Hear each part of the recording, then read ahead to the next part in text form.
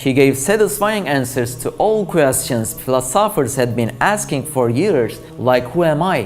Where did I come from? Where am I going? With a Quran-based perspective. Humanity was shedding tears of blood. Newborn baby girls were taken away to be buried alive under the pretense of visiting their uncle. There were lots of blood, hatred, and anger, and lack of confidence. But this wouldn't go on. The year 571 would exactly come one day. Our Prophet, peace be upon him, was born in Mecca without a father in 571. His dad was Abdullah and mom was Amina. Every kind of evil was around the city of Mecca in the years that he was born. In his childhood and youth, he abstracted himself from that bad atmosphere and he was behaving differently according to that period. There was a strangeness in his behaviors even before the prophecy came to him. People of Mecca, who never trust anyone, trusted him so much that they would entrust him their properties, their homes, and even their wives and daughters. Because of that, they would call him as Muhammad al-Amin alayhi salatu wasalam. He would keep the justice, was on the side of the righteous people, and questioned the belief of worshipping idols. Moreover, contrary to other people, he would reject to worship them. And the most anticipated time came. The year was 610.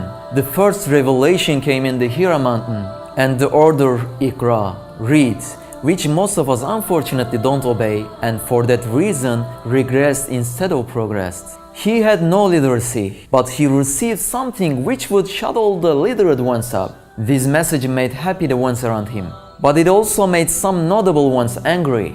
He started a movement which would make him the best revolutionist ever. For the sake of his mother, he was patient when some intestine was spilled from his noble head and when he was thrown stones at. In spite of this, he said, "Oh Rabbi, if they had known the truth, they wouldn't have done this." He was shouting La ilaha illallah Muhammadur Rasulullah with his companions in the streets of Mecca. In a case that even the trick of the most talented illusionist trick was easily refuted, he, on the contrary, quenched the giant army with water coming from his fingers, split the moon into two pieces, foreseen and foretold about our century and today's science, and even one person could not say he is a liar.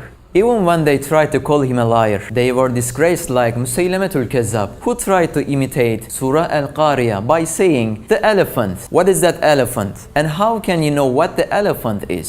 It's the elephant whose trunk is right along." What's that? I don't know what's that meaning. In a condition that a sultan who had a giant military power couldn't achieve to make his people quit a little habit like smoking in Ottoman period, he, peace be upon him, succeeded to make his stubborn people relinquish their disgusting habits in such a short period like 20 years. He built such a model society from an immoral society that they became paradigm for many. He gave satisfying answers to all questions philosophers had been asking for years, like who am I? Where did I come from? Where am I going? With a Quran-based perspective. He finished the racism problem 14 centuries ago by saying, neither is there any superiority of black person to white one, nor white one to black one.